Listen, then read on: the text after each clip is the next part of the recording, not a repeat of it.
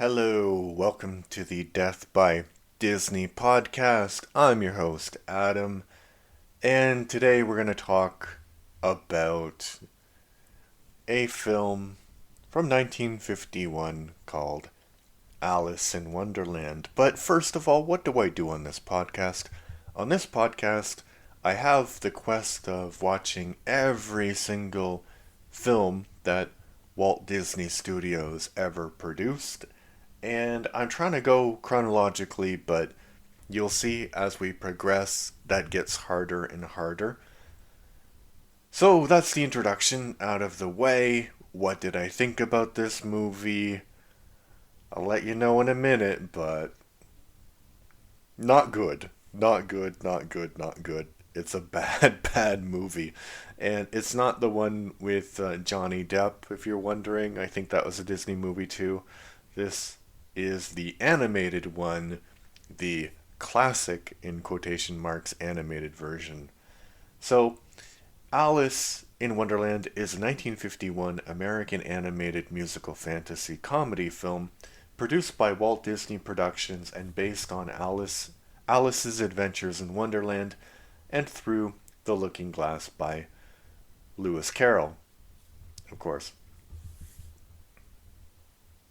And I like to give you a little bit of trivia about this in every film I talk about. And honestly, I didn't like the film so much that I wasn't about to scroll through 5 pages of trivia on the Internet Movie Database just to find some little interesting tidbit of fact. Some of these movies are really interesting to talk about, and I enjoy talking about them. And I enjoy talking about this one too, but I don't enjoy reading about it, that's for sure. So, this is the interesting bit of information trivia. Continuing the pattern of film versions of Alice's Adventures in Wonderland not being commercially successful, this movie was a huge box office failure. However, it did become something of a cult film during the 1960s, where it was viewed as a head film. Several years later, it became the Disney Studio's most requested 16 millimeter, sorry, milliliter, 16 millimeter film rental title for colleges and private individuals. In 1974, the studio took note of this fact, withdrew the rental prints, and reissued the film nationally themselves. So a head film, basically, if you don't know, is a film that people watch when they take mind-altering substances. So, I'm going to tell you my opinion about this film right now. How did I feel about it? Well, I did fall asleep. Why? It just doesn't hold your attention as a movie, and I think that's for two reasons. The first reason is that there's not really any plot to Alice in Wonderland. It just happens. Strange things happen to Alice, she falls asleep, she wakes up, and that's it. The movies seem to be pretty much more or less what happens in the book. It's really just disjointed, and I don't really know how you can make a good movie out of that book.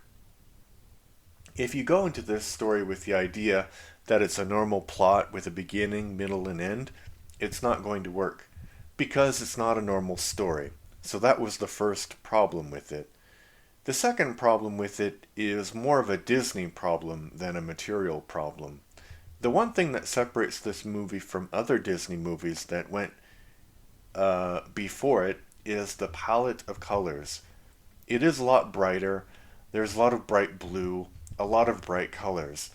In this movie, the colors are really bright, and that's the only thing you can say in its defense. If you're going to try and make it into a movie, it really needs to be more psychedelic, and I think that's the disappointing part of this film. Previous to this movie, in Disney films, there are a lot of great animated moments. Even in Cinderella, there's this moment where she's looking in the soap bubbles, and in the bubbles is her image, and it's this really imaginative way of portraying how she's feeling. And in this, there's nothing like that. In this film, the animation is literally what happens in the book. It's too literal. And you could do so many things, like when she gets big, she could do crazy things, crazy animation. I think ultimately this is a boring movie which tries to stay faithful to its source material, but by staying faithful to its source material, it lacks any kind of imaginative approach to animation. So that's why I was really surprised about people renting this movie in the 60s as, kind of taking interesting substances and watching it. But maybe it's not about the animation per se, just about the colors, because the colors really are quite vivid.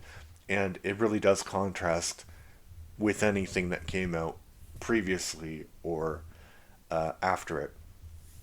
That's what I thought about the movie. I didn't like it. Here are some other takes from the Internet Movie Database. The first one, 1 out of 10, disliked, by Scream of the Butterfly 4, September 2005. I saw this film when I was a child and saw it again recently, and I disliked it just as much back then as I do now. I personally thought that the beautiful novel by Lewis Carroll was completely butchered by Disney. They took away some of the best parts of this story and made it too cute, when in fact parts of the original book are actually quite disturbing. The only good bit about the film is the Cheshire, sorry, hard word to say, Cheshire cat. The film is certainly extremely overrated. If you're a fan of Lewis Carroll, I don't know why I can't talk today, then I would personally recommend avoiding this film. You will only be very disappointed. I wonder what this guy thought about the Tim Burton version. I haven't seen that, honestly, and I really don't want to, but for this project, I think I will. But maybe that's not a Disney movie. Maybe it's not. I hope not. Okay, and to end with something positive, my favorite of all the Disney animated movies and worth a look for any Disney fans. By Great Britain, 19898, May 2005. For a lot of people on this site, this is either one of the best Disney movies or one of the worst. There's about 40 animated Disney movies, and my personal favorite will always be The Mad World of Wonderland. I don't actually know why, but to me, this is what I always thought about as a child, a mad world where simply nothing made sense. It goes like dynamite at only 72 minutes, and in that they have an array of entertaining characters and 14 entertaining songs. To me, it is the genius of Disney creating an entertaining look at a child's world. I think it is because of the Jungle Book that this is not as popular as some of the Disney classics, but you can't help but smile when you watch the Queen of Hearts and the Mad Hatter being their own creative selves in the wonder of this amazingly clever gem. Okay, I think that review is certainly well written, but I don't really buy the argument that people don't like this because of the Jungle Book. I think those two movies are completely different, and you know, I don't like it because of I don't like it. That's the reason I don't like it. But what did you think? Did you like this movie? On the Spotify, if you go find the podcast on Spotify, I'm going to leave a question like, do you like the movie? And then you can add your comments. Next week, I'm going to talk about a movie that I actually did like, which was The Adventures or the Story of Robin Hood. And it's not the one with the fox, so don't worry. That's not yet. It's an actually live action version. An actually live action version. That was a weird sentence. I'm sorry. I'm really, really tired. Tired from watching this movie. But next week, better movie. I promise. My voice did something weird there. But anyway, thank you for watching. Subscribe and listen.